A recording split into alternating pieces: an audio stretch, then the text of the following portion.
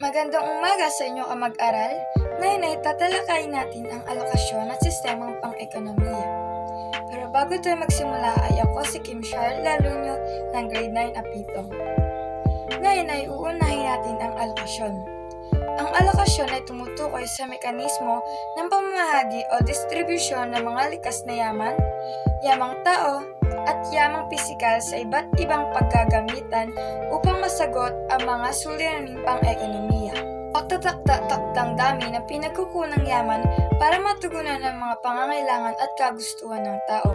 At mayroon itong 4 na katanungang pang-ekonomiko.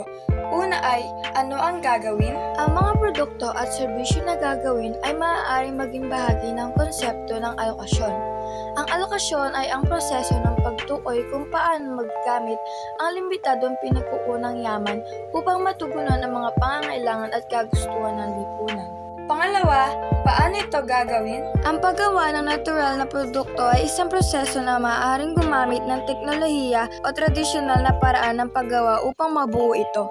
Pangatlo ay para kanino ang gagawin? Ang mga produkto ay ginagawa upang matugunan ang mga pangangailangan at kagustuhan ng mga mamimili o mga negosyante. Ito ay nilalaman ng mga produkto na maaaring magbigay ng solusyon sa kanilang mga problema o magbigay ng kasiyahan at ginawa sa kanilang buhay. At panghuli ay gaano karami ang gagawin. Ang dami ng produkto o serbisyo na gagawin ay maaaring iba-iba depende sa layunin ng negosyo o proyekto.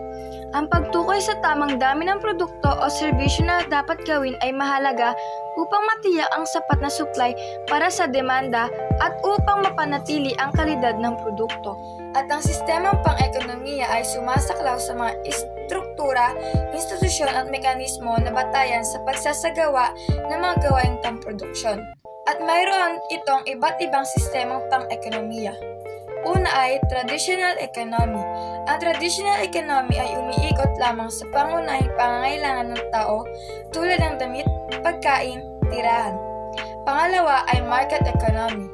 Ito ay produksyon ng mga kalakal at serbisyo ay nagaganap sa malayang pamilihan. Pangatlo ay mixed economy. Ito ay pinaghalang sistema ng market at command economy. Pang-apat ay ito ay nasa kontrol ng regulasyon ng pamahalaan. At dito na nagtatapos ang ating talakayan.